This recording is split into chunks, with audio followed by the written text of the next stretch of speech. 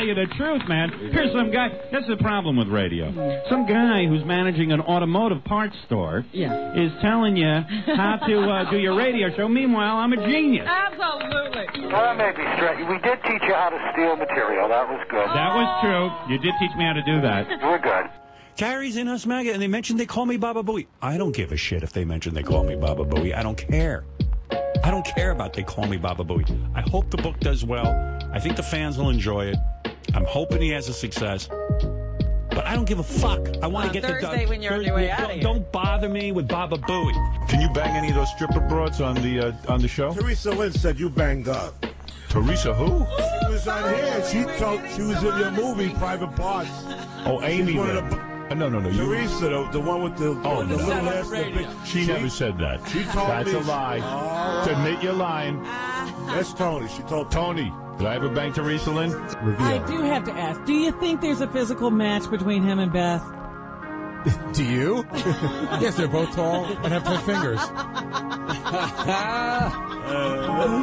Yeah, they look right together. I don't know, they look more right together now. Where was this on the regular show? It just occurred to me that I listened to them. First of all, what business is it of anyone when I get paid?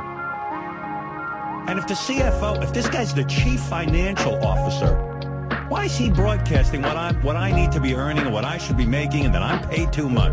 Howard Stern, and this is called a yutz. You know what it is? Somebody asked him a question, and he wants to seem like he knows something. I don't mean to be adversarial. I'm just saying this has come up on the show, and I know we're asked not to talk about it, but people are calling. What did they tell you? What did they tell you?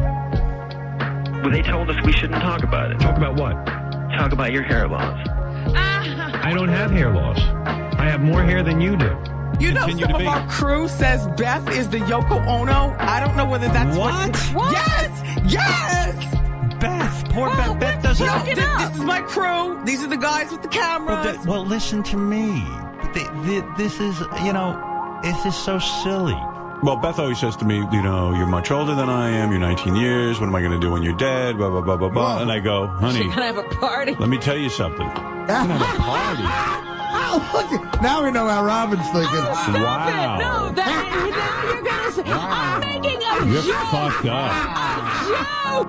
But when you piss on somebody's job opportunity, Ellen really wanted to be a judge on American Idol. Wasn't her goal when she got into the business, but she really wanted it, and she took the job. She would deny me my dream job because she doesn't like me personally. And that's why I told you Ellen's a cunt. Mary, how about you? What kind of reaction do you get? Mostly good. I don't know. Sometimes, the women look at me like, how can you let that stuff go on? And I, just sort of clarify what. Mostly they say, how could you be married to that ugly piece of shit? You don't defend him. How can you let that stuff go on? I would say, how can you be married and kiss somebody with those tobacco-stained cemetery tombs? Well, okay, now the headstones, yeah. Well, I was going to say that, guys, for those of you watching this or / listening to it, what we're referencing that whole spa thing. We've said it a couple times in shows. On our Patreon, there's an episode called Beth's Secret Stash, Volume 2, I believe. Hilarious. And it's just a series of small clips that we play. And if you get to that one, you'll hear somewhere in that episode. I think it's episode 2, Volume 2. It's the last clip. It's the second. No, it's one of the first. It's one of the last ones. And Bowie, it's not even 5 minutes long. But Bowie's like, I was all bummed out. She wouldn't defend me. She didn't say anything. How fucking? They went to a spa day. He went along, did it, and in the spa they were talking about him.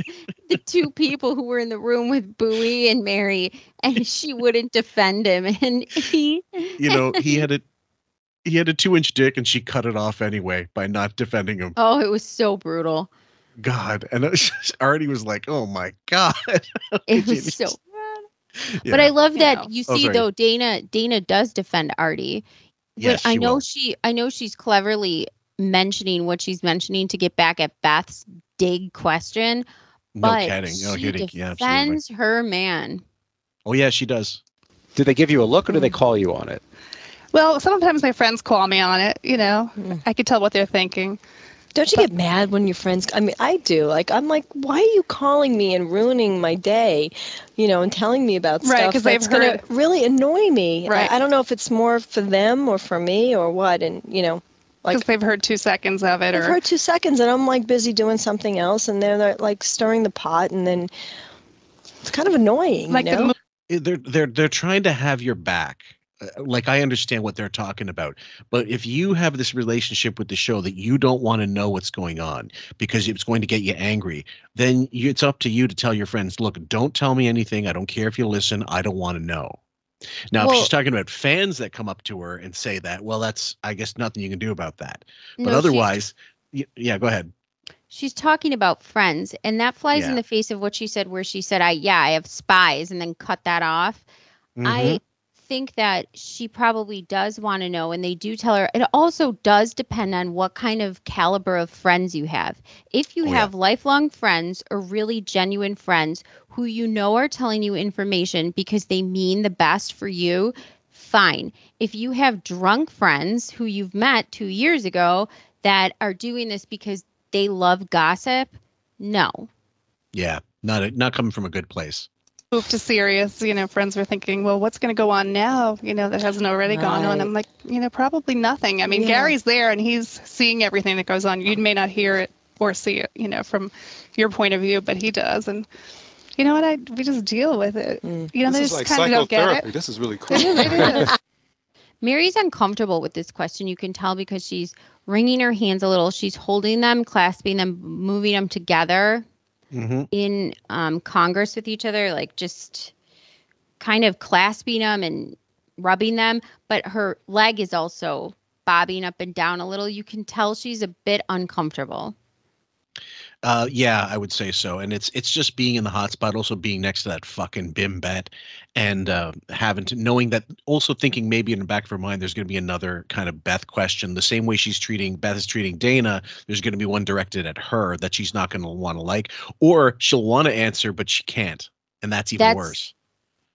Exactly it. She's worried about this, unknown missile sniper shooting from God knows where. A Scud missile on the side of the road. God. Really?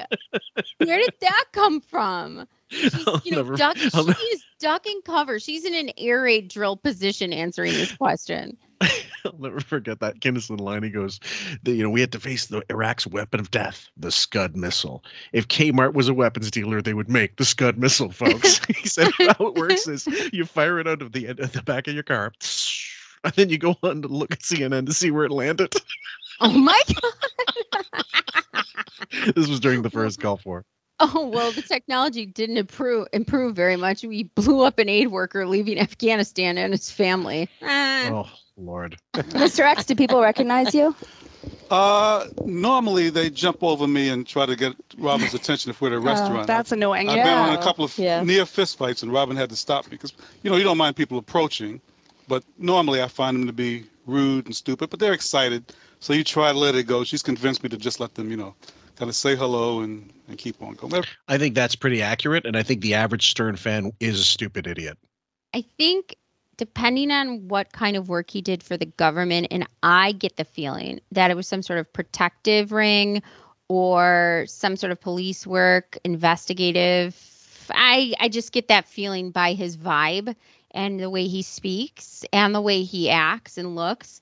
I think that it probably does bother him, and he is on high alert around Robin, especially since she's a celebrity and his girlfriend.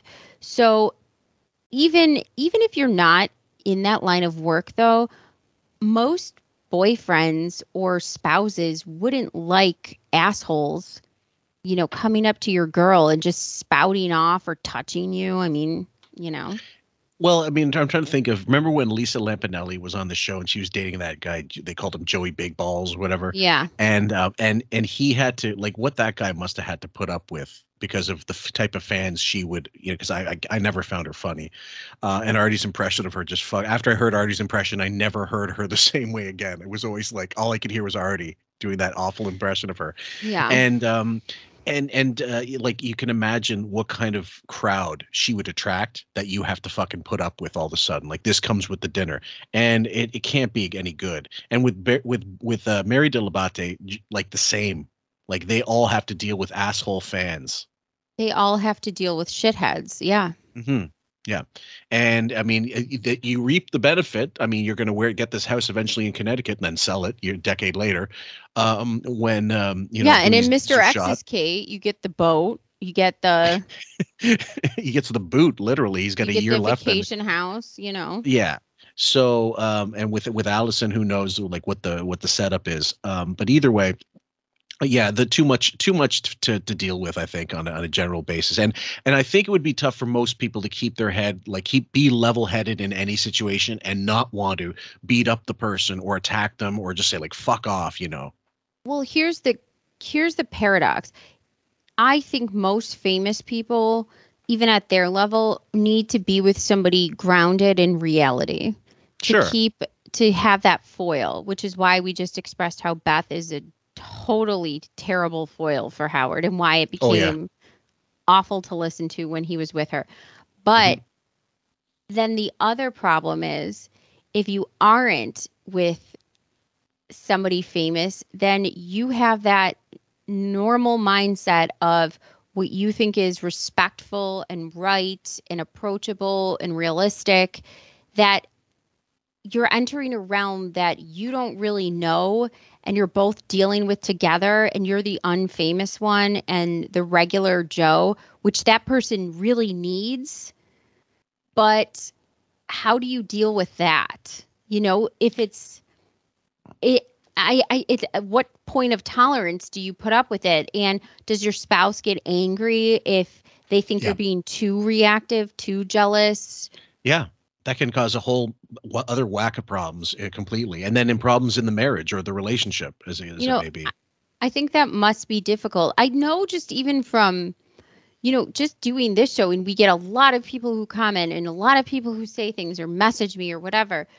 I am so grateful I have a spouse who's just not, that doesn't really matter to him. Like he is happy to see me interact with fans, blow off messages that are inappropriate or stupid. Just, I think you have to trust the person you're with. Yeah, ultimately, at the end of the day, that's what it's about. Every once in a while, you get somebody who's really obnoxious, but as a rule, people are nice. For the most part, are people respectful when it comes to like being out in public and whatnot? Depends where you are. A lot of times, people won't even approach if I'm with Rob, and they'll wait till I leave because I've been described as a big, burly black guy. I don't know how that comes to pass, but anyway. with sexy cowboy boots. Yeah, I was going to say. I mean, but, I think they're just intimidated. Howard Stern fans are so awesome. So it's only been walking on the streets if someone recognizes me. What about the homeless guy that supposedly spat on you? Wait a minute. What about we're going on a walk and they're saying things about me, or they jump out of the bushes and nothing's the same. We can't go anywhere. Right. Exactly. What narrative are you going with? And drunk Allison Norris she just said, did you just hear that? She trailed off. She couldn't even finish saying the word. Not even. Only positive and amazing. Right. It's exciting. I love it. They're excited. Yeah. Right? They're awesome. They're all so, it makes you feel so good. And I get so proud of Howard and his whole, it's just so cool. The one thing I will say, right before they moved over to Sirius, the one thing I noticed when we were walking, people were so into the move. They were like, "Go, good luck, we're with you." I mean, it was such a great. It was a really great thing. It was such a positive vibe that line or a few lines sounded like a bumper sticker slogan of a campaign. Honestly. From Beth or from Allison? Because I heard Beth. Allison. Okay, from Allison, I thought that was just a work. That was just her trying to fucking make maybe appear better to Howard, placate him because she's going to now plug the move. No, I think that she genuinely, because she was appearing more in public for this move, that she saw the positivity. And I will say, during that time period, because of what we were going through in the Bush era of the crackdown and the FCC supposed crackdown of Howard, and the fines and how it was painted to us, a lot of free speech martyrs were really railing behind this new medium of free speech, which is what they thought they were getting, right? Right. You know, we were sold a bill of goods that completely. Yeah, and some Fridays. And so, of course, the fans who are buying this bill of goods, which most of us did, like 99% of us did, thought that this was a great bastion for free speech. And a lot of people thought that was important. And literally going out of pocket for this shit. Yes. Not just the hardware, not just the subscriptions, but people who bought stock in Sirius. Of course. I've had people... The director of my entire department did, and said what a mistake it was. Honestly. People were really coming. They really got it. They were really coming. I mean, the fans are so loyal. Dana, how about you? How are people treating you when they find out who you are in relation to the show? I mean, I'm never really recognized at all. I teach, so my students have no idea who I date. I teach 8th grade, so, they are aware of Howard Stern, like the show, because a lot of them watch it at night. Because I've heard them come in with stories and they'll say, like, on Howard Stern, like I hear that and I don't say anything. A funny thing happened once. I was on one of the shows in Las Vegas, and E scanned, my face briefly, and there was a huge rumor throughout my school that Miss Cerrone showed her breasts on Howard Stern. So it was so funny. This is a true story. So I had to then get a tape from E, and I went to my principal and I had to have her put it on file because, parents may think that I actually showed my breasts on Howard, and I guess that's the perception that the kids had. But if I do meet someone my age and, they're so kind, and like, it's such a pleasure to meet you, and I love Artie, and Artie's great, but... Wow, culture really changed. Now they had a guy dressed up like a girl with Z boobs in Canada that they wouldn't fire.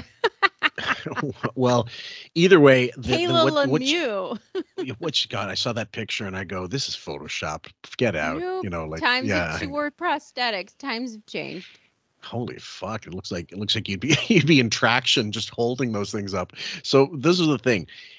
Dana at least understood this. Dana kind of got the best of it because people loved Artie so much that was going to transfer. Like, if you're with Artie, you're okay with us. That's would have been the fans. There would have been asshole fans no matter what, but most of the time they were like, you're Artie's girl, then you're with Artie, you're with us. Then that's how it's going to work. She has the extra additive that she's kind, charismatic, sweet, and genuine. So it's cute. So above board. I mean, she's so great. I love Dana. Yeah. This makes me wish she was. I know. It sucks. That's it. Okay, let's go to the phones. Let's talk to Henry in Fresno, California. Henry, you are on with the Better Half. Hey, how's it going, guys? Hey. Hi. Hello. Hi. I had a question. Do you guys hang out like socially, or you guys? I know you guys have the. He's got that existential kind of angst going on with that face palm. What am I doing? Yeah, I think there's a little of that. Just like when guys, look it up. I used it in one earlier episode. The Orson Welles Paul Masson wine commercial and the drunk outtakes, and in between takes, like he's got his hand on his nose. He's clearly fucked up, and all of a sudden they go, action. Maha, the French champagne. He's got this. You can tell he's like, what have I fucking done to myself that I have to be stuck here with these lines? Well, it's like, you're going tailgating. That's the way it looks like how they partied before this with all this excitement, but they're sitting in a chair and this is how it's going. So now they're getting tired. Well, yeah, I mean, let's be honest, though. Like, and adding booze to this was what they thought. They did the same with the Artie roast. They made it an evening roast. I think all the rest of them were during the day, if I'm not mistaken. And they had drinks floating around, and it made for a better atmosphere. I think they kind of thought earlier on that this would be the way to go. Treat it like the green room at the Tonight Show. Booze is served. But it's not a roast, and it's not the Tonight Show. No, it's not. It's the Jan Hein accidental Beth show. Right. Beth is making Shuli look like George Carlin all of a sudden. And wives together at the show, but like off the show, you guys hang out together. Do you guys hang out socially? Anybody can take that. Occasionally we do, but as couples. But Dana, anyone here, Dana and I have gotten together. Yeah. On our own. But and we try to keep in contact via email. Actually, Allison and I too. But we try. I think we try the best we can. It's always great when we do. We always say, "Oh, we have to do this more often." I know. Every time there's a function, we're like, "Why don't we do this more often?" Yeah. And, you know, life happens. Jeff in New Hampshire. That sounded like the complete deflection, and I doubt it happened as much as they really say it did. I believe it was probably one exchange, and that was it. If they got paid for a reality show, it would happen more. Otherwise, yeah, no, not going to happen. Sure, you're on the Better Half. Yes, I had a quick question for everybody, including Mr. X. How is it like having your lives kind of in the limelight a little bit? And then my other second part of my question would be, how do the women cope with all the hijinks that go on during the show? Okay, that's a good two-part question. Let's take the first part. How do you feel living your life in the public? I mean, in being out there? Anybody? It is what it is. I met Howard when he was Howard. Of course. Bowie, you just got you should put a copyright on It Is What It Is. She just took that from you, man. You should get residuals. No, but she couldn't wait. Yeah. She is the Meghan Markle of the Howard Stern show. Great I analogy. want my privacy. Not. Well, God, like, and there's this one chick from Florida that I knew that when she got drunk, she was everybody's best friend, that kind of thing, except she was so obnoxious. And everybody did what they could to just fucking, do that within a nice way. They kind of like shined her on, said, yeah. And then they walked away because she was that obnoxious. This is worse, though. She knows that this question was geared up and she couldn't wait to answer it. Like, you could just see the softball going on the tee and she is charged to hit she's Usain Bolt right at the start with waiting for the cap gun. Yeah. Kind of went right into it. And people know when I have sex, people know I'm having my period. People know what my bowel movement problems are. And that's when I drew the line. Actually, I was really pissed off when he was talking about my problem in that area. So problem, you don't shit. That's what he said. And he's still saying it. This is the false face of pretending that you're giving something and you're being genuine and giving information and divulging things under the guise of gross, natural human things that happen to every woman. Yeah, that affected me. Nothing else until then. But Beth, I'm guessing you knew what you were getting into. Oh, absolutely. And I've been fine and cool. I mean, it's part of what it is. And hold on, I thought she didn't know anything about it. That's right. That's right. I knew what I was getting into. Did you, Drunkie? Because you said that you had no idea that it was all a shock and everything changed. Everything's different. In magazine articles, in print, we have that, honey. Right. I'm sorry, how many cocktails did you have to forget that first response?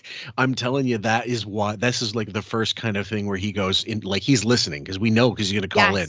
He's listening. He's going, oh, fuck, what have I done? I put this drunk goddamn blue heron on the goddamn show, and now she's eating everything on the craft service station. She's drinking wine through a fucking straw, and now she's going to like fuck up the narrative completely. She said my brothers and my dad were fans, or my brothers were fans, something like that along the lines. I can't remember exactly, in many interviews, as Sam said, and now she's just completely punctured that. She literally said in print she had no idea what she was getting into. Yeah. No, I had no idea what this would do to my life. And now we knew what I was getting into. It was a shock to her. Yeah. Yep. I mean, I wouldn't change it for the world. Now, Mary and Allison, you guys have, and Mr. X, you guys have sort of grown as the show has grown over time.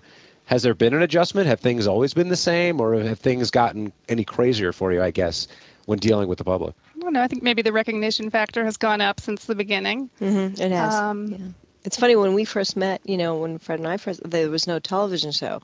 So nobody knew really who, he was. And then I remember when we were living downtown and when the E! Show started. And then it was like, it was just like a whole different realm happened, and it was a little scary at times, people running over to you because, we weren't used to that. But, it's been a long ride. So. And I find it especially odd considering in New York's famous for celebrities literally just being able to read a book by a wall, and no one's going to, like Leo DiCaprio walks through New York with a cap on and, jean jacket on or whatever the fuck. And no one, they can get paparazzi shots, but basically he's walking unobstructed. People are minding their own fucking business because it's New York. You are at that point. Do you know how much I love you? Your own shit to deal with. Why? I was going to say the same thing. I was going to say, do you know how this is in I was going to say, this is in LA. New York is notorious for just leaving people alone. Yes. So infamous. Emily Ratajkowski, the most famous supermodel right now, can walk out of her fucking apartment and just go walk her dog and do whatever, and nobody cares. Right. And I really cannot believe that you said that. We've been doing this show for too long. Well, no, it's just, some of it's pretty obvious, but someone like Emily Ratajkowski or whatever her name is, would she get more stares than the average person? Yeah, obviously. But they're not going to do a Beatles, it's not gonna be like gangbusters and huge roving crowds of fans, shaking the fucking car or doing all that. Not in New York. And not in New York. And so what she's talking about, though, is just more, I think, the recognition. And she's right. It probably was quite jarring to have the E! Show. All of a sudden, you are a face, and no one knew who you were before. Like only your friends and family know who you are. And now all of a sudden, Joe Schmo down the street, who's a union worker or whatever, he's going, hey, did Fred really go to do a face plant at the bachelor party? Or right. Did he really dance with? Did they really feel that girl's tits? Yeah, I could see that getting really annoying quickly. There are a lot of Baba Booies. Yes, yeah, absolutely. Booies, but especially. That's why we don't show our face. And you've seen mine on Facebook. But I just can't wait to get famous at the next Bills tailgate. Yeah, you'll see my face when I win the million, when they win the lotto and don't have to work a day in my life. Or when that's what we're going for, aren't we? Yeah, exactly. Yeah, it's been a good ride. Pretty much the same thing. When we start the QF network and make our millions. I mean, shoot for the stars. I didn't know what I was getting into. Yeah. Robin and I went to a fight in Atlantic City. And after the fight was over, we got mobbed, or she got mobbed, I should say, by almost the entire arena. She was even frightened on that particular occasion. Yeah. So over the course of time, the notoriety has increased. I think we've grown with the significant others too. Like I know Fred, it's been an adjustment for him too, coming from radio and no one really knowing who you are, and then going to people knowing who you are, and then the movie, and the book, and all of that. I mean, that was it was an amazing, amazing time. It really was. Yeah. I love the E! Show. I like that I saw their faces. But I do see how just being on radio and not having your face on could be better. Mm-hmm. I think that you're more like, as soon as you got the video cameras, the TV cameras on, and you're recording whatever, all of a sudden your guard may go up. You may decide the way you say something, you don't like the way your mouth looks when you say it. You may get more reticent to speak about things simply by virtue of being visual. It's kind of like the reason why I say I don't get anything better from the Rogan show or by Lex Friedman by watching it. I just want to listen to these things. So when the extra dynamic of having the visual stuff in studio, there was always a weird marriage of, we have to do stuff on the radio show that's visual for the purposes of the E! Show, even if it fucks up the flow of what the listener is listening to. And I always thought that was a tricky, sometimes it wouldn't work at all. Yeah. I don't know. I think if we were to go on camera, would I change anything? I don't know. I don't think it wouldn't improve anything. What are you going to see? Our reactions? Okay, but we still laugh. Like you hear a laugh, you hear a laugh. The laugh is what's going to make you laugh, hopefully, not the face in the laugh. I don't want to have to worry about it. Well, that's it.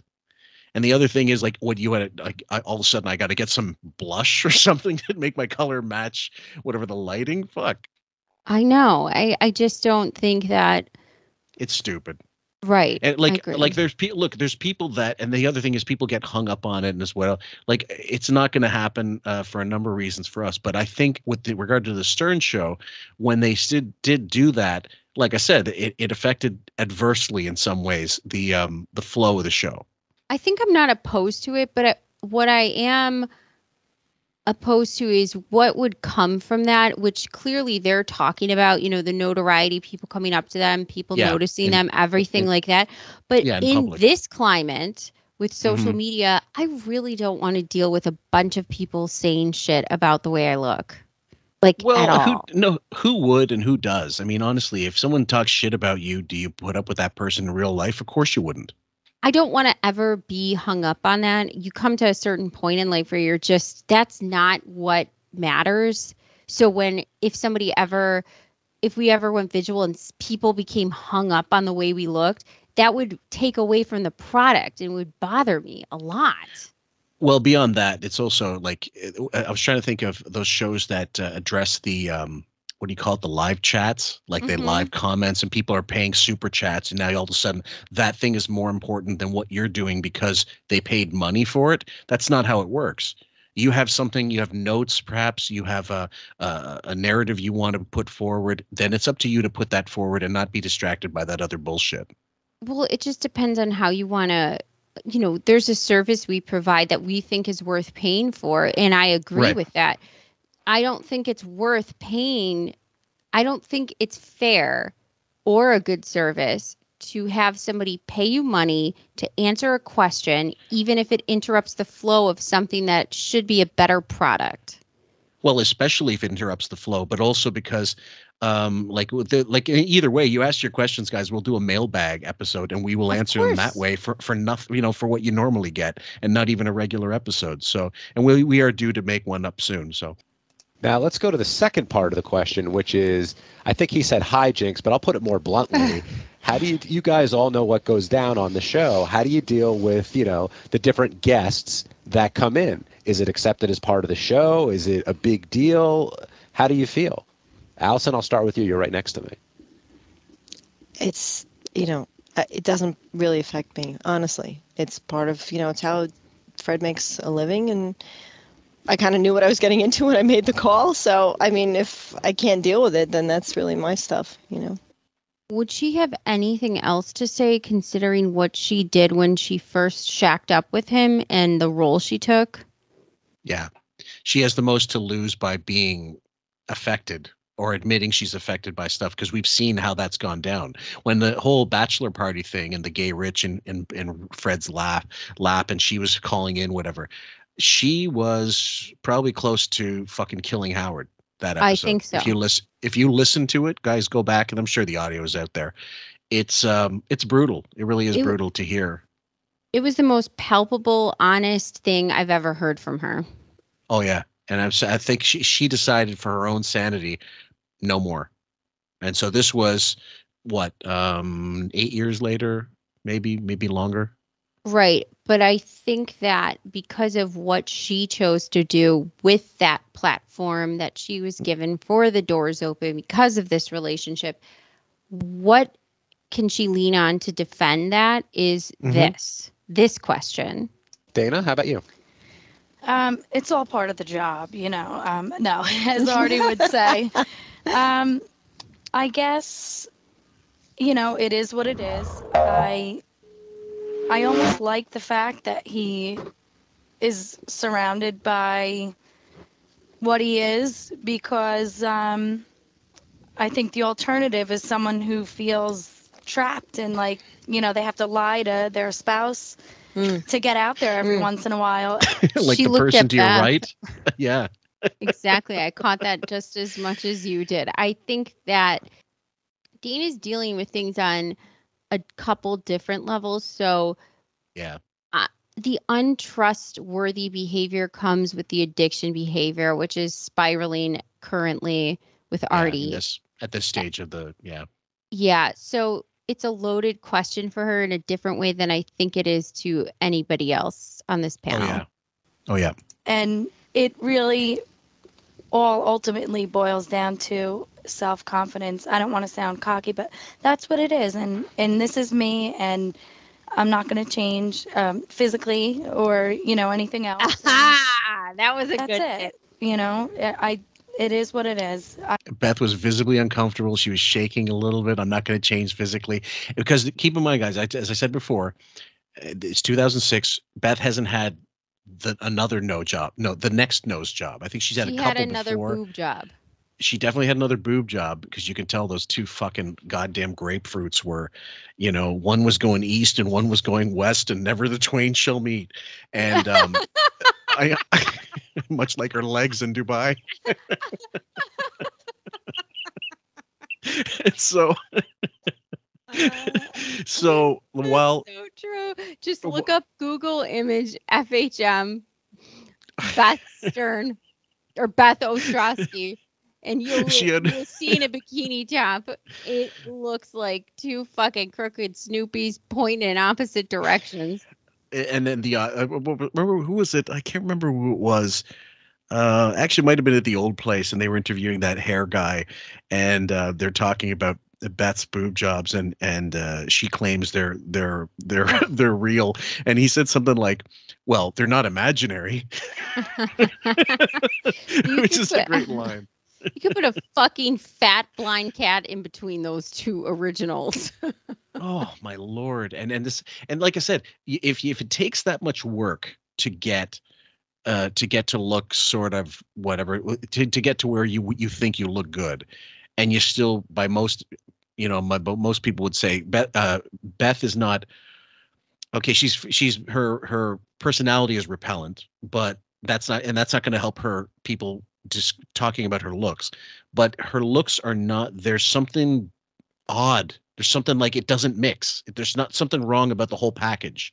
You know how we said Gwyneth Paltrow is basically just, a board, and it's not appealing to either of us? It's not this sexy. Is less appealing, but it has the similar tones. I think so. And they're vacuous. That's the other thing. Like, personality and the way she's behaving is making it even worse. And again, Howard's listening, so I think what he heard in more than enough in this whole episode to not ever have it done again. Especially with Beth involved. And the worst thing is he couldn't have it again without Beth, without there being a shitload of questions. That's the other reason for not having her on again or having it on again. He really had to do a rescue mission. It was like a Navy SEALs team had to come in and fucking rescue this.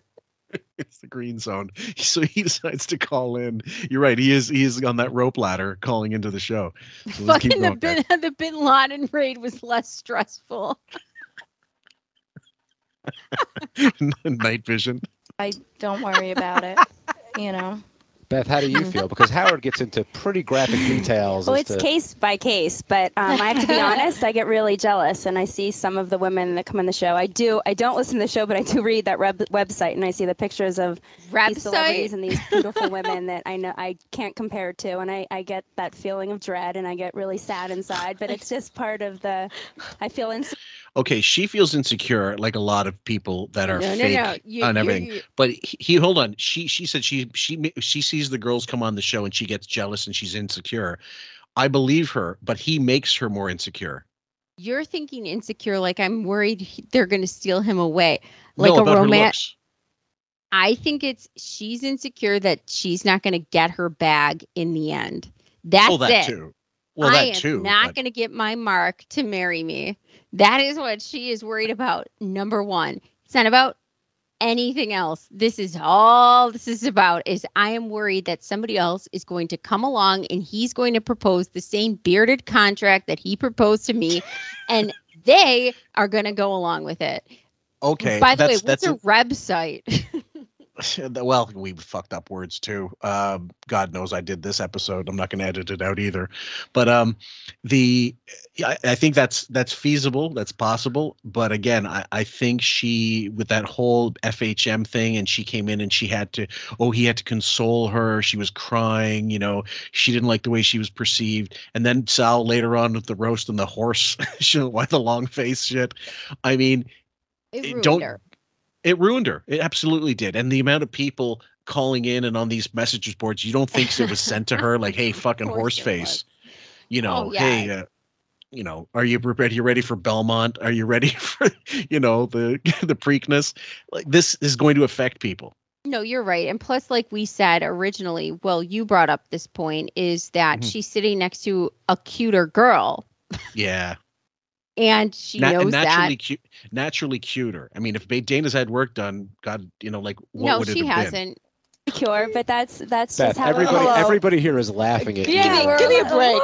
I mean, they love me. They're all my friends. But I'm being honest. Sometimes it's very hard when there's this gorgeous woman on saying, and Howard's saying what she wants to do to her, and she's saying what she wants to do with him. These are all, of course, secondhand. It bothers me. I'm being honest.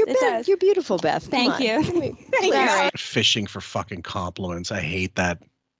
She's insecure. She needs the compliments, the narcissistic supply. And she also needs this because I genuinely think you're correct. She feels so uncomfortable being next to a better looking girl who comes off more likable and genuine, and she can't do that, even if she tried.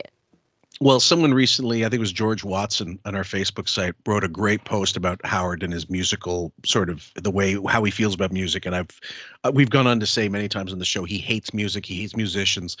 And his contention was like, no, he just doesn't understand music. He doesn't have a conception of, and he also has no passion for it because it doesn't affect him. It doesn't communicate to him. Anything. But I said I disagree. I think he hates it. He hates it because he can't understand it. So he does hate it. In the end of the day, he's angered by music, the concept of it, the bands, the same way Beth might be angry about better looking women, about more secure women, about people in relationships that are long-term, that are not based on a fucking fallacy, that are not based on some contract where, you have to go out here, where she doesn't have this fucking tracker on her phone. Like other people, other people have free reign of their lives and they have the trust of their spouses, which she does not and never has and never will.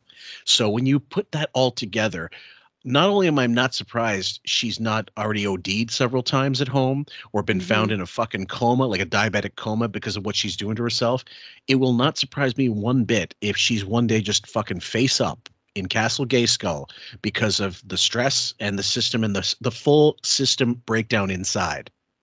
Not eating healthy, maybe exercising. I don't think she exercises one bit. I think there's walking, maybe, perhaps, but she's just malnourished, and mentally it does a number. Stress kills. Stress kills, and the fucking fallacy and the lie that you have to promulgate for so long. Yeah. Since then, we're looking at this backwards. She is still there. Yes. And it is horrendous to look at her now. Well, wouldn't you have left in, like, I don't know, right after the wedding, like a couple years after the wedding? Oh, I would have left so much sooner, especially if you want to have a child, which Richie Wilson indicated that she did. This is, and I hate that I do feel some sympathy, a little bit. I will be a little nice because I think that you are a stupid human being, honestly, and you didn't have the foresight or the wherewithal to understand what you were getting into entirely, even though you just stated that you did and you were ready for it. I think that she is so naive in a lot of ways and misguided. And I think that she also fell in love with the idea of friendships of famous people too, which kept guiding her along and pushing her along to keep doing this life. Oh, yeah. And it's hard to get around that when you don't have, first of all, the strength of will and the personality that dictate, like I dictate where I'm going to go in life. I'm going to have this, because she tried to, whatever she tried to do in her life to make it didn't work. So this is her last chance saloon to make it. And she's going to hold on to it with both hooves. And all that happens like later, like Burt Reynolds married Lonnie Anderson. Everybody was telling him before he got her to the altar, like, now's the time to bail. If you're going to bail, now's the time. They all said it was wrong. He went with it and he paid the fucking price big time. Look at Harry, Prince Harry, same. Yes. Same. I wonder how Ralph fits into this equation with understanding and knowing, probably because they did relate to each other and depended on each other in some ways, especially to deal with Howard, and had some sort of, I want to say at times it seemed very grifter simpatico. Yeah, it did. It really did. Yeah. So I wonder what he thinks about this. Does he ever say to Howard, you gotta let her go? In what way? Like, you gotta not, she's not the one, that kind of thing? No, saying, oh, you mean you gotta let her go do things? Is enough. You gotta let it go. You are killing her. Look at her. Yeah, well, I mean, no, Ralph doesn't care. That's the other thing. He is just as vacuous and self-centered as Howard. And you surround yourself with awful people. You are what you. They say you are what you eat. No, they are who your friends. You are who your friends are as well. You are who you hang around with. Ralph was always that vacuous succubus to this sort of lifestyle. Yeah. Right? So it makes sense that he looks fat and happy, meaning like he seems healthy as much as Ralph can appear healthy as possible, and continuing on the same ways that he's always carried on with. And he seems unbothered and fine. Well, he's Beth, on the other hand, does not. Well, Ralph has a steady diet of semen to keep him going, and they fuck through the pandemic. Yeah. But I mean, anyway, bottom line is, like, Ralph is one of the. It's just, Richie Wilson, God bless you for calling Howard out. No one else would. And Richie Wilson was on our show. He admitted. He said, "I told Howard, you hang out with shitheads. You hang with Ross, with Dominic, with Ralph. These are all scumbags. These are shitty people." By the way, if you haven't listened to this interview, it was groundbreaking. Yeah, it's called landing the plane, or land the plane. I think it's landing the plane, and it was it's one of our top rated episodes, guys. And if you're just like in on the ground floor, please go straight to that. I'm not saying our earlier episodes aren't worth it; they are too. But start with that and go back. You'll enjoy, I think, the ride the rest of the way as well. Very beautiful. We went to your cover, your when you were bathing suit, and I kept saying to Fred, why is her face on my body? But there are many beautiful women in an average bar. I mean, they don't all flock to just the Howard Stern show. I mean, but I'm saying, like, it can happen anywhere and to anyone at any time, and it is what it is. It's just his job. Mary, how about you? God damn that phrase. I feel the same way. I got immune over the years. I don't like all of it, but it's true. These guys that are accountants and stockbrokers and lawyers and whatnot, and then they have to lie and go to scores or whatever. My husband tells me exactly what goes on. We talk very honestly about what it is. And it's true. If he were going to cheat on me, he would cheat on me. Right. No matter where. Well, according to many sources, that's exactly what it was. Now, what's your take on that? I do believe because of the way she treated him, he kind of went to himself and said he decided for himself, yeah, I'm going to fuck around. I deserve this. 100% believe this. Yeah. Yeah. There's not a doubt in my mind. Not one. Eventually, we will go through that clip on the Beth Secret Stash and do the whole, what bothers you, like what, when Howard starts talking about people and one sentence breaks them down. Here's another question: do I think Mary cared? No, I think Mary cared if people found out. Yes. I don't think Mary cared if he did. She didn't want to be embarrassed. That's right.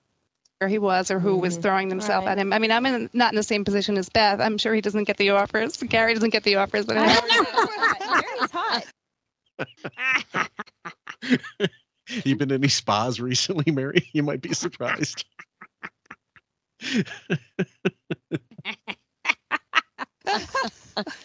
Mr. X, how do you feel with Robin being around all this? Does that bother you at all?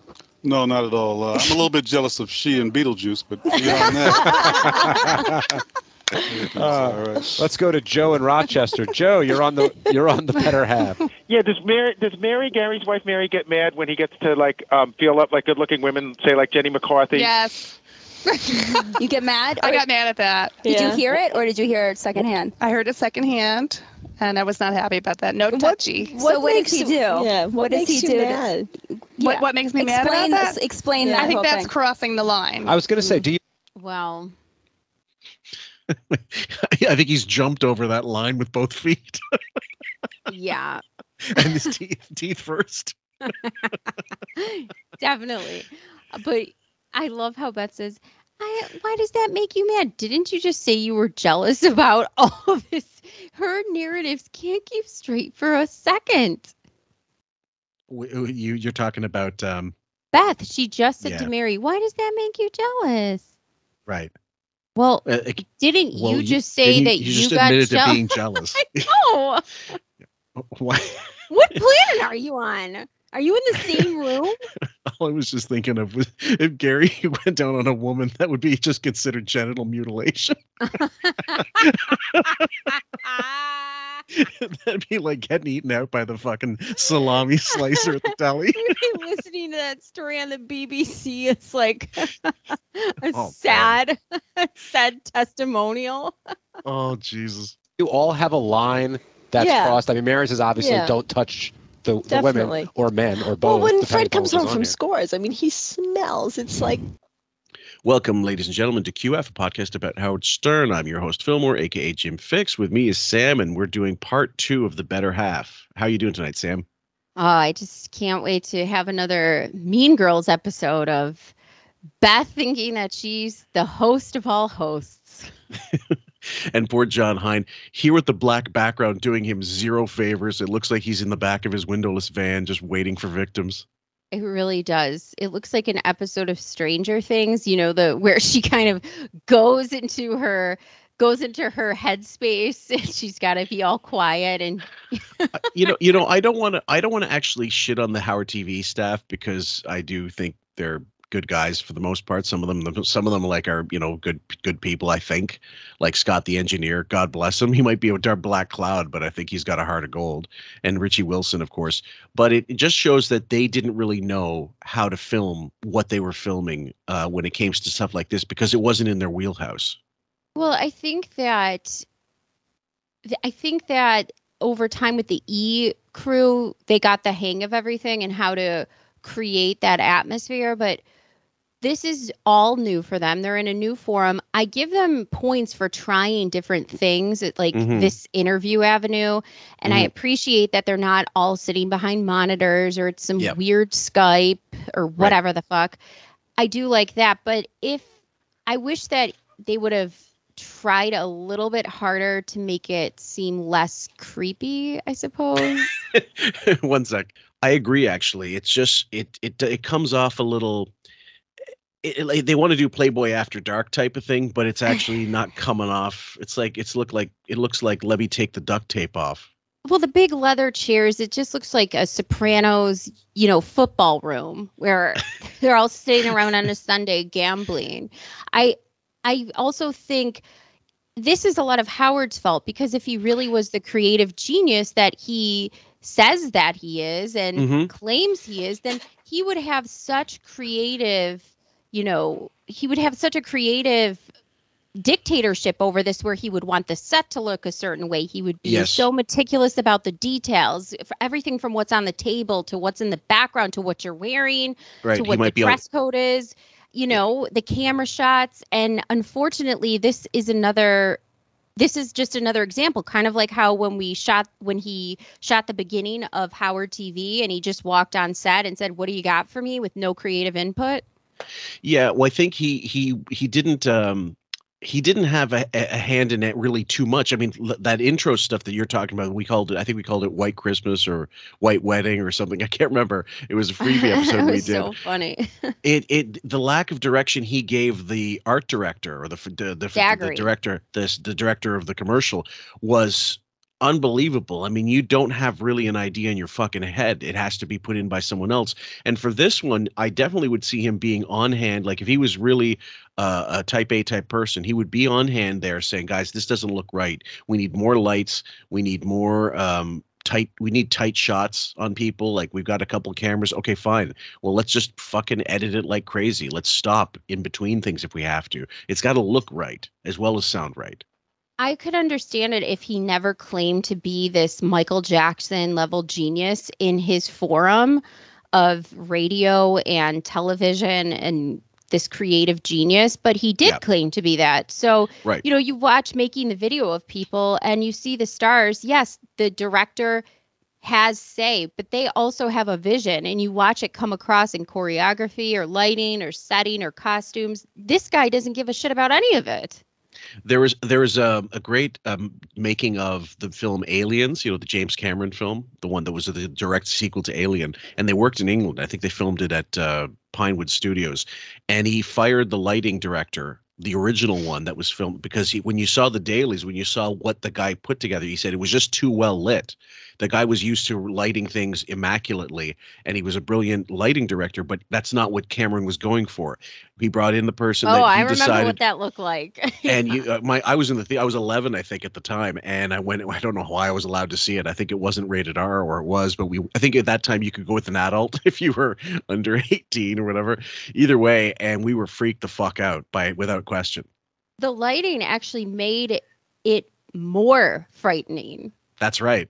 So if it was too well lit, obviously there's no surprise coming. So either way, there's an example of a director that knew exactly what he needed to do. Howard with his bullshit notebook of ideas. I guarantee this was not even in the notebook of ideas before they got there. This was something that was suggested on the fly in the writing room, whatever. And they decided, okay, well, let's give it a try. So that's why it wasn't fleshed out properly. I will say it's a paradox, because I do love that roughness of when we loved the show, say in the 90s, and it was filmed on E, or some of the spots on Sirius XM when they had the app and everything. Yeah. So I do like that quality of amateurness, I guess you could say, about it. Okay, it's fun, but this seems like it's trying to be a professional something. It's right. Versus the other things which seem more reality TV. Well, it's a college play instead of a Broadway play. You know, it's not even off Broadway. It's just literally someone trying their best to be, you know, and to do something that they have no clue of doing. And I think, like I said, this is not a bad idea in theory. Just they didn't allow for, first of all, the discomfort of the people involved, and they didn't think, well, like, couldn't we get someone with a better host than this? This guy's too fucking milquetoast. Put on a polo shirt, maybe. I will say I do like the fact they let them wear whatever they want, because it really shows a little bit of their personality, cheekiness, charisma, or lack thereof. And yeah, totally. The wardrobes scream that. Oh, and by the way, guys, we're going to address it, but we won't show you the pictures just yet, because this is a visual episode, but it doesn't have to do with this episode specifically. Isaac Lightfoot just posted pictures of Beth's latest Instagram, and with these, and Sam's reaction. I wish we could put it on there, but on Facebook, she was not laughing one bit. It was horrific. There's pictures of them. They're in Miami, or they've been in Florida probably the whole time anyway. And I think this is just bullshit. I think it's a serious way of like, we're getting you into a studio, whether you like it or not, you fucking lazy piece of shit. But she's so goddamn emaciated. It is frightening. My reaction was if somebody sent me a picture of a bag of dead cats. Mm-hmm. That's how shocked I was when I saw this. It was, it's horrific. She is starving so bad. And in comparison, because she's always been very thin, not much has changed in that realm. I know a lot of people like to call her Moose in this because she has a broader build, more athletic build naturally. But she's always been super skinny. Even in early 2000s, it's nowhere near this level. Not even close. No, it's frighteningly bad, guys. So you'll go ahead and take a look at her Instagram, but try to keep it or on civil. our Facebook page. Yeah, or yes, and check the Facebook page either way. And I'm going to try to get a little better resolution photos because it's just brutal. Because if you're like me, you've been blocked from Beth and Howard on social media. So here we go, guys.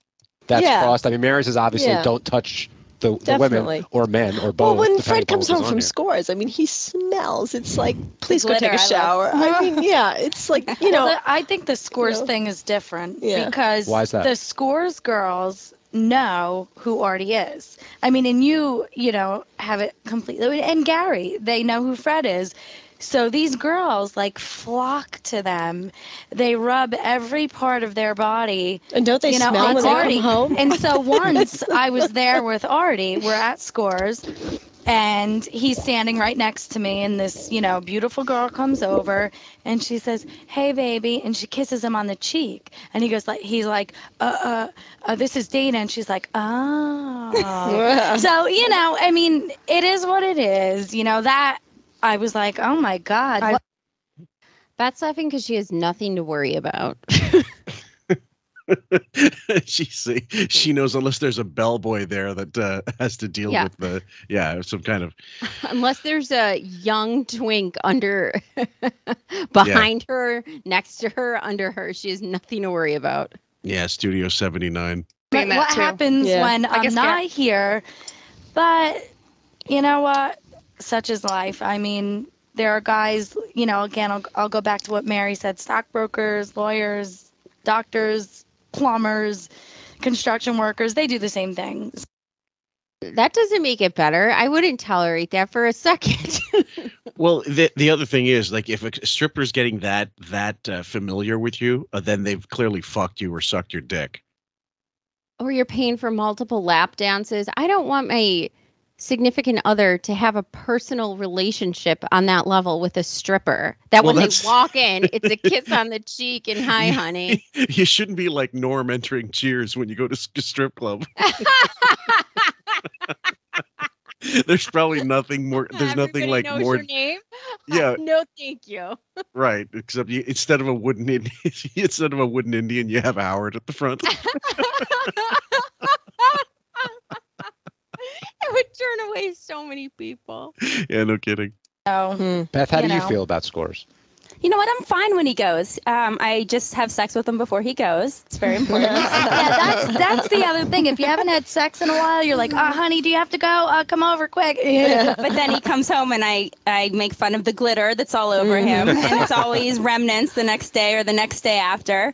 But I get jealous too. I want to hear everything that happened. Yeah. I'm like, tell me. I can't believe you, but well, she's being such a gossip bag in this one and such a fucking obnoxious cow that I believe that aspect of it. I believe she wants to know who did what, and things were definitely done. I'd love to have picked Richie's brain for a few more of the Scores things. I know the guys don't want to talk about it, but shit went down in there that would get most of those people divorced if they were married.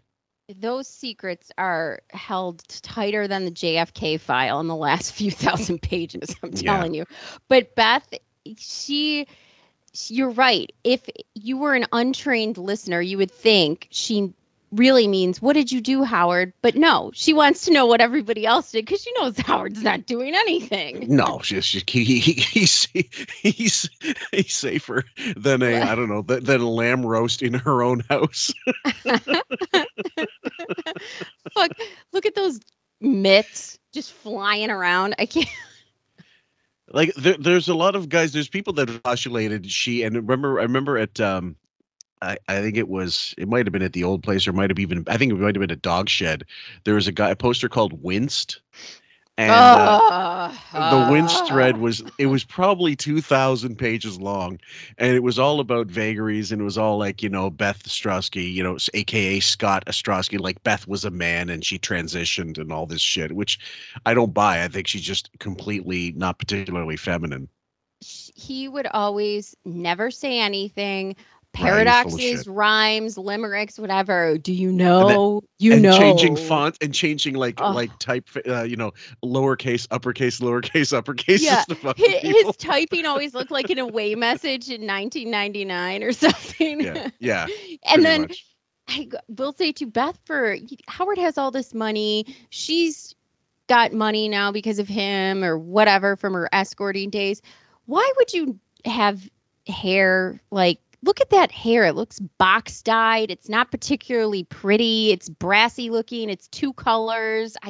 Keep in mind we're going back to like 2006 for this, guys. So she's still early 30s, like late 20s, early 30s for sure, like 30. She looks older than me. Yeah. Yeah, absolutely. Well, she's not like one of the things is, okay, when you're malnourished, what's the first thing that suffers? Your skin. Oh, yeah, that's a good point. And if she's drinking booze, like we think she probably was, that's another thing that'll fucking destroy your skin.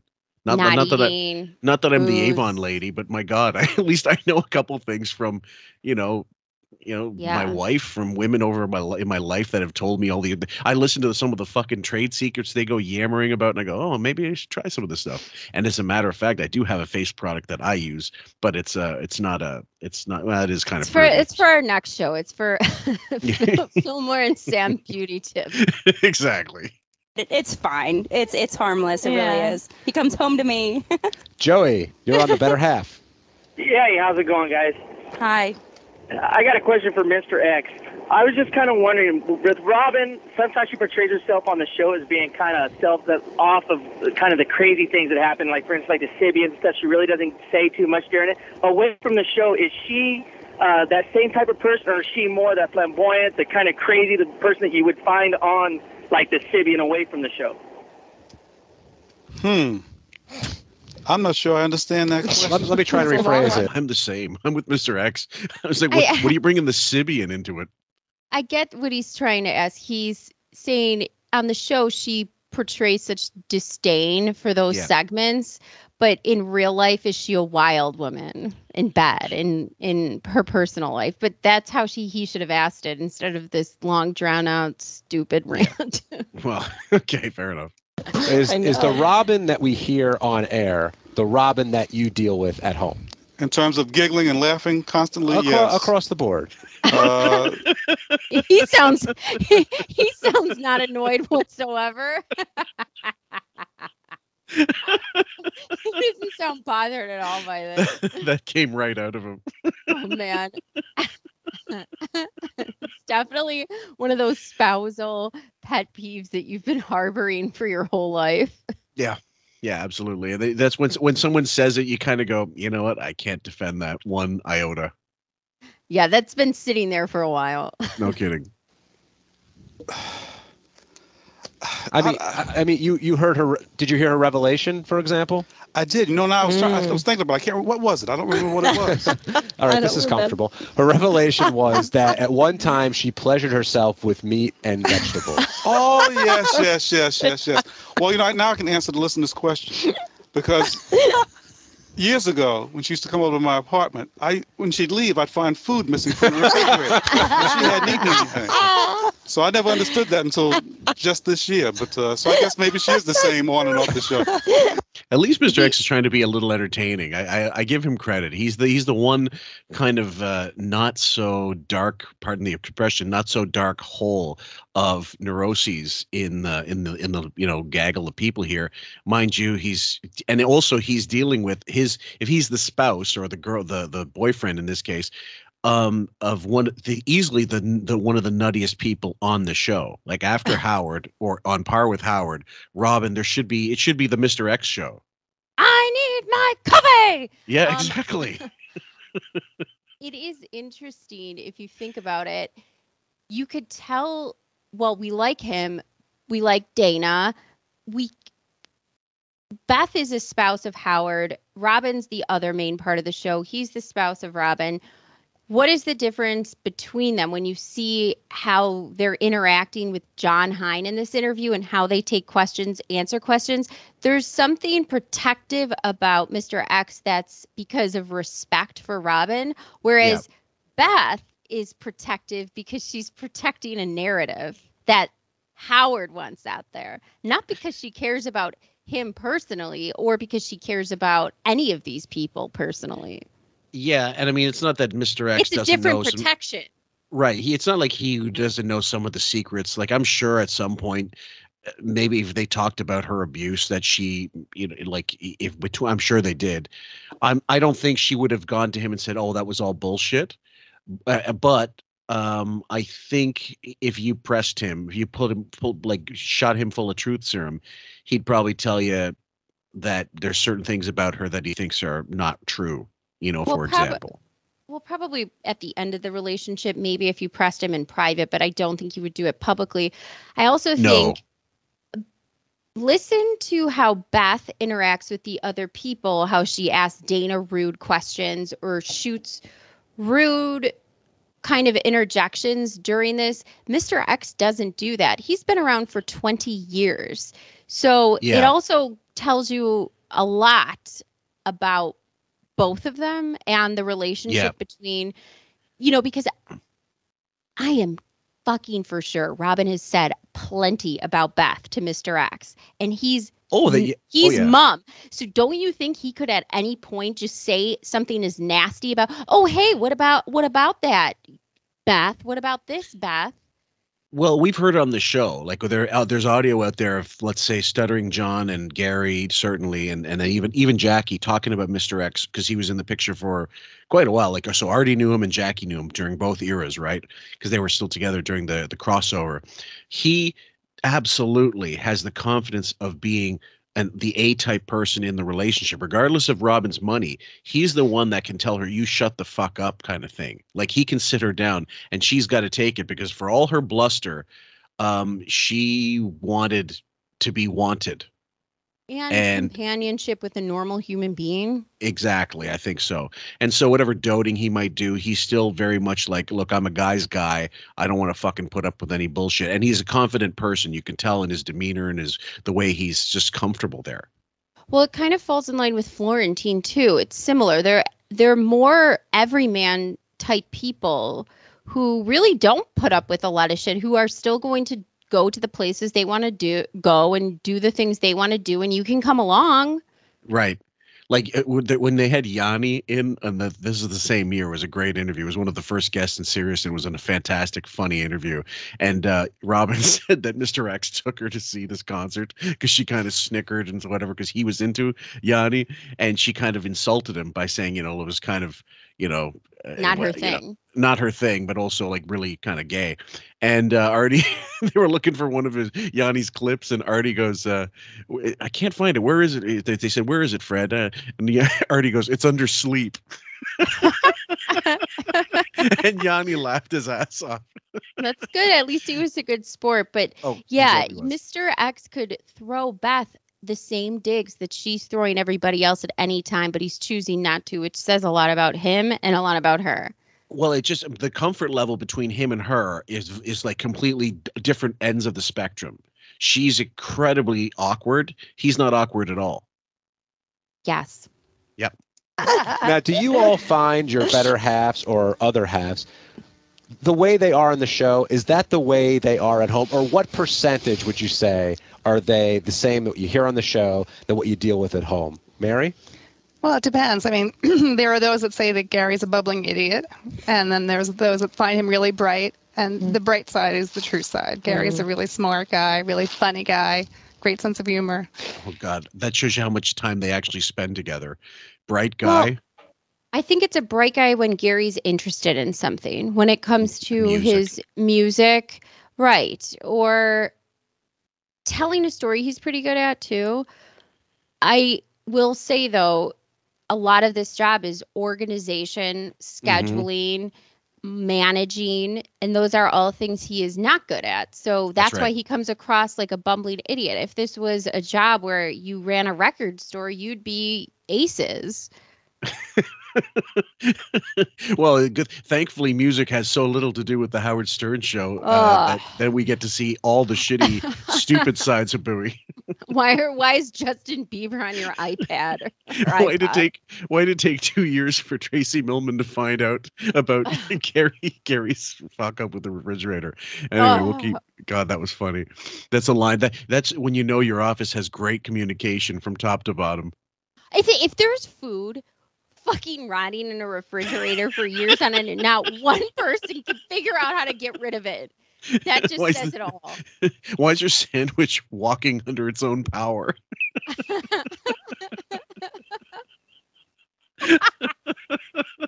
So yeah, in that sense he is. But like when Sal goofs on him or people insult him, that is not who he is. Beth, is the Howard on air the Howard at home? Howard's very smart. He's very funny. He's very entertaining. It's always very smart. Okay, Beth is a fucking provincial idiot. So she doesn't know what smart is. She doesn't know what funny is, actually. She thinks she's funny, and she's actually being an obnoxious cunt. You know who Beth reminds me of? She reminds me of LeFou in Beauty and the Beast. He's the stupid guy who runs around Gaston and says, "You didn't miss a shot, Gaston. You're the greatest hunter in the whole world." And like, she is that bumbling idiot tag along. Howard thinks he's Gaston, but unfortunately, he is not. And that's just what she is. And this reminds me of that interview she gave to that magazine, FHM, I believe it was, in the beginning of the relationship that Robin decided to destroy. And yes, and she said he's the greatest director, greatest artist, greatest. Remember everything? He was the greatest everything. He's smart, intelligent, wonderful. This sounds so canned, insipid, stupid. Well, the way to get the audience on your side in this case, if you want to become personable and you want to be like Mr. X, but maybe a lesser, less mocking version, you say, well, he's great at this, but he's not very good at this. Like, you give him some kind of fault. But when she starts going on about how he's building him up, it's clearly someone servicing a client. You're the press secretary. Yeah. The bad press secretary. Press, Jesus Christ. She's got her hoof prints all over his fucking resume. I'm surprised she doesn't have, marker Sharpie written on the inside of her arm. Smart, intelligent, funny. There's a GIF or a GIF, whatever, of a guy in the classroom sitting at the back I use, and it just said, it says under the palm of his hand, he looks and he's got it written, "You can do it." He's trying to build himself up. That's bad. She's like Rocky trying to read the flashcards. The cue cards, yeah. Lord, that's the dummy cards. It's a funny day in the life of Howard, but I have to say he's gentle, he's sweet, he's romantic, and I don't know if people really know that side of him. So I think. Thank you for playing Mad Libs. Yeah. It's different at home, yeah. Dana, how about you? How's Artie there compared to here? Well, he was the same. Are you and Artie together? Let her answer the question. And by the way, in case anybody didn't catch the look that Mary was giving when Beth was answering that, you should rewind and look. It's one of those looks. If it could kill. Like you bring your friend over for dinner, but your friend's an idiot, and your mother is just sitting there grinning and burying the idiocy. You might be. It's akin maybe to. Okay, God, don't mention my uncle's glass eye. Don't mention my uncle's glass eye. Don't mention my. Hey, what's wrong with your eye? Yes, but Mary is just grinning and burying it and trying to keep the same expression on her face, but it's painful to do. I guarantee Mary went back to Bowie this night or whatever it was when she went back home and she says, "How do you fucking put up with that moose fucking idiot when she comes into studio?" I would say, listen, you go to Scores all the time. Find some leftover bag of Coke you have in one of your jeans pocket. I need to rip a line after this. Or just follow Beth and collect some residual dust off of her. We are, sort of. Okay. Mr. Strosky. Jesus. Hold on. Now that was done on purpose. Dana was clearly upset. And then the reaction you get from Mr. X. I'm sorry to cut it off like that, guys, but it demanded, to me, it demands a little bit more notice.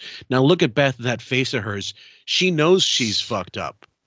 Well, no, she's pleased as punch with herself because Beth is a socially awkward person. Yeah. She almost seems autistic sometimes, the way she interacts with people. It's bizarre. It's everything in a conversation it seems so fake and phony and forced. But it's also like almost like Tourette's, the way she has to come out with this shit, and then all of a sudden, like, God only knows what she's like when she's at these, the Aniston, going to Cabo with the Kimmels and stuff. It must be like something they film secretly and just rewind and have fucking popcorn parties laughing at. Well, we said this the last time that we were doing this episode, that there is some deep insecurity about Beth, and she has those issues. So she is trying to fling the attention off of her any way possible, so she doesn't have to answer questions about how did you meet? Yes. What is your relationship like at home? But also possibly getting some dirt out of other people, that she can that Howard can get, or maybe she was instructed to fish for. Because then the story will be about Dana and Artie, and not about, wow, Beth came off like a total loon. Yes. Wait, Dana, wait a second, because we'll get to that in 1 minute. Allison, no, you don't. Allison is the friend we. All right, this narcissistic. Oh, I love her. I'm gonna reach over and touch her. She might as well be shown in classrooms on bullying, narcissistic bullying, because that's all she's done. She's been prodding and bullying her this entire time. And look at that face again. It's awful to look at. I hate whether she, no matter what work she puts into it. And one thing I wonder about, and maybe this is something that is I maybe even read about, is it maybe her trying to, in some subtle way, some psychological way, trying to take the goodwill that people feel for Dana by associating herself with her, like acting like, oh, we're best buds, and trying to get likability by proxy? Well, it's two things going on. She's understanding that she's digging at her and it's not going to come across well. She's going to come across poorly. So she is trying to negate that reaction. I mean. Right. Yeah. She's doing that, but it's not working out. She's also at the same time making sure every step of the way during this, she's superior. Yep. She keeps dropping those bombs of, I'm superior, I'm better than you, and you. And also like the touching, the constant physical contact, like, oh, I touched you, you're real. But that physical contact is invasive. It's invading her personal space. She's not doing that to Mary. She's not doing that to Allison or Mr. X. She's doing that to the only person she can push around. Yes, she happens to be next to her, but so is Mary. You don't see her fucking mitt flying over to Mary. No. And pushing her. Yeah, no, you don't. Hear or don't hear, actually. I was going to say, do you hear Fred on the air? Do you hear him at home? Yes, I do. Okay. He's very different. He's actually very vocal and very involved and very probably good dad. Loving. Mm-hmm. He's the most incredible dad. Hi, Tess. Hi, Tess. Yeah. I wanted to stop this as well. Go ahead. Beth wouldn't know what that's like.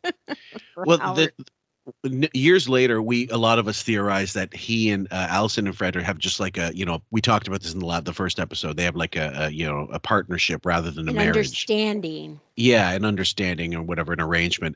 Now, I definitely hear in this that they're like the emphasis on he's a good dad as opposed to he's a great husband is more telling. Sometimes it's not what you say, it's what you don't say. But I also think that he might seem like a good dad to Beth when she sees how Howard parents in comparison. Maybe. He's just he's an incredible husband. He really there we go. We need to touch on something that everybody's been talking about, and I want to talk to Dana about what's going on with Artie. Now, those of you who didn't hear, last week on the show, Artie talked about problems he's been having with Dana. I didn't know when I was going to get into this on the show because I wanted to maybe wait for a slower show or something. But I'm curious to hear the Better Half show because I'm curious to hear what Dana has to say because I haven't talked to her in a while. What do you mean? What? So, first of all, I have to say, even though Artie's on the downslide, he still looks a million times better than when it all fell apart. Oh, yeah. It's even, this actually is relatively good. Yeah. But the other thing, they all heard this part of Artie speaking and saying, I'm interested to see what Dana will say. Meaning that obviously John Hine would have brought it up eventually because Artie started saying that he was interested in seeing what she was going to say. So clearly it was a topic that would come up. Beth, that makes it even worse because then that means Beth couldn't even wait. Yeah, she couldn't. We're having, a lot of problems. It's off again? It's pretty much, yeah. You tell us. I mean, what's going on? First, hold my hand?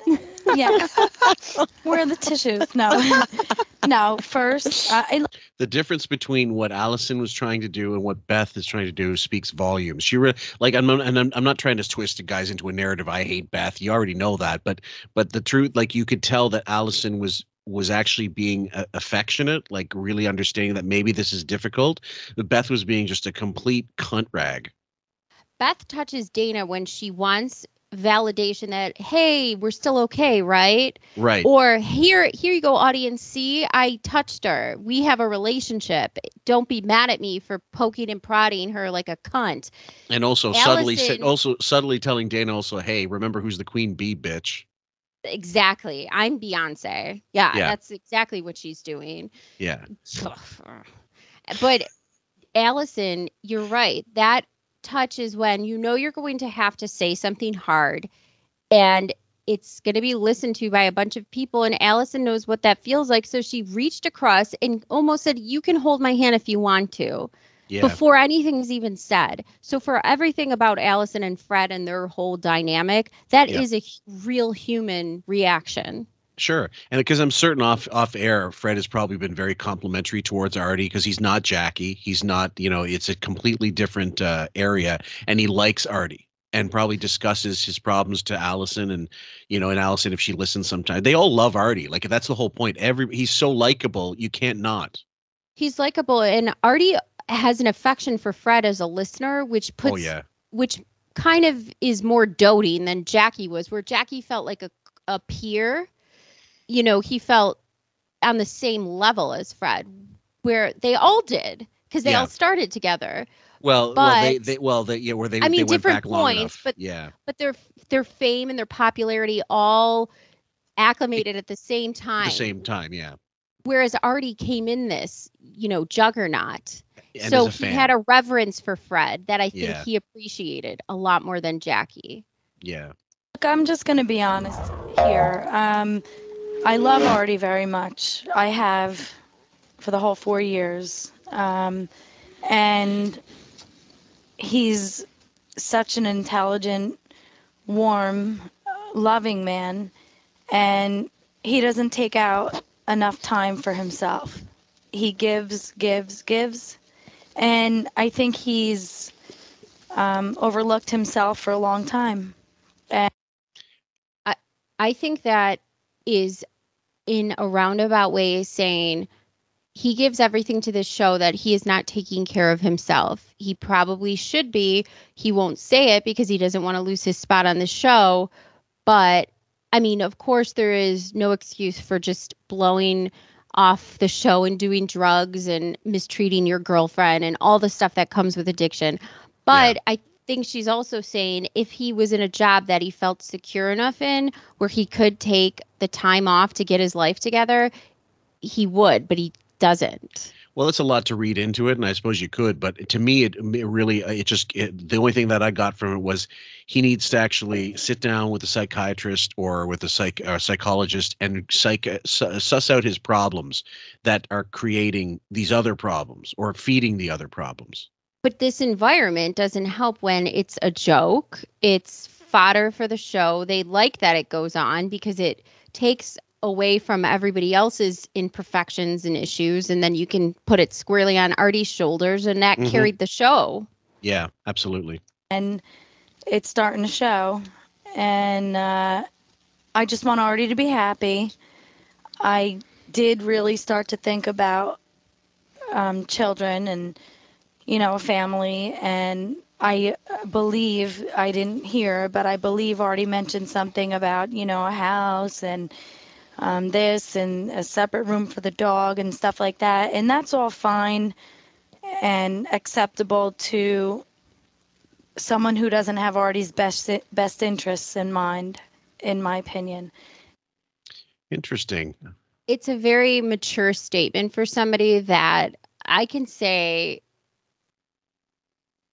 you know, having a kid doesn't solve those underlying issues. Yeah. You can play family for so long, but those issues will come up and it will inevitably explode. And Yeah. you're lucky if it ends up okay. But in Dana's situation, Well, I think yeah, she's very mature. She was astute enough to understand that his problems run deeper than just a house and the family thing. And the other thing is, she knows at this point, I'm sure she knows if he's fucked around on her, that kind of thing. That if you're gonna fuck around on me, you're probably also gonna go back to you're gonna still do your drugs. We know you're still addicted. I know you're still addicted, and I can't trust you to be a responsible father 24/7, and you would have to be. At her age, though, it is very mature of her to realize that a baby, a family, a house, a marriage will not fix somebody from the inside. It will not generate a better result. It will just add, and it will almost magnify those problems. And Yeah. I think for a lot of girls, especially her age, they really do buy that I will change if I get that family, if I get that house. He will change for me. He will Yep. change if I do all those things. And she's so lucky. As much as I think that Dana and Artie were so adorable together and I wish it would have worked out, I'm really glad that she's got away from that and didn't do that. Yeah, well, it would and other people would say, well, maybe if she was around, he wouldn't have gone. But no, she was with him and he still did drugs. So it was nothing to do with her. It was all to do with him.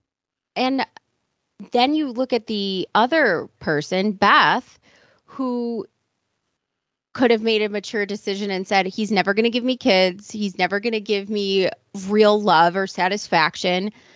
And now look at what she is. Look at what her life is. Look at what she looks like and sounds like and acts like. So we have two completely similar aged people who chose very different paths. And I would pick Dana's path a million times over. Yeah. Now all the money in the world cannot be worth what Beth has done to herself. No. And what he's doing to her anyway, psychologically. I mean, I don't, as a human being, you can't help but be horrified by what she's done to herself and what we think he does to her regularly, just being a narcissistic cunt. But and you can feel a little bit of sympathy on a human level. It's just when she opens her mouth in clips like this, you remember, oh no, she's a vacuous, stupid airhead, bim, beard. So fuck her. I mean, and we say that all the time, and I the majority of the time do feel that way, except for when I saw that there's a few occasions, and when I saw that picture of her recently, man, that my human instinct kicked and I said, wow, she needs help. And I feel so bad for her. Without, and I'm not mocking in the slightest, but she looks like she's fucking been liberated from Bergen-Belsen. That's how bad. You would think if you just maybe scrolling by, oh, she looks muscular. No. Those are not muscles. She is missing fat and muscle. It's bone. It's bone. The body's feeding on itself now. So whatever sweets she gets, she's not getting actual nutrients anymore. And she's not eating, and she's starving herself and drinking. And even in her eyes, like you look at an interaction like this she's having on the Better Half, when you watch her in videotapes on social media or in pictures, they're vacant. It's glazed, vacant, Stepford. Misery. Yeah. And I just want Artie to be happy. And we've been happy for a long time, but right now I don't think Artie's very happy. A successful relationship aren't things that I'm going to check off on my to-do list. They're things that, enhance my life, make my life what it is now better. So I just think I lost that man that I knew for the last 3.5 years. I lost him for a little while, and I just think he needs a little help getting some things in order. I don't know. I don't know if I could put it into the right words. I don't know if anyone can understand what I'm saying unless you've been with us for the whole 4 years. But there's hope for you guys. Absolutely. And he has decided to go to therapy, and I'm so happy about that because I will stick by him 110, 1,000%. How you doing, man? I'm doing fine. They're doing great. If you weren't a boxer, what would you be doing? To lie to somebody. Do you think there should be random drug testing for athletes?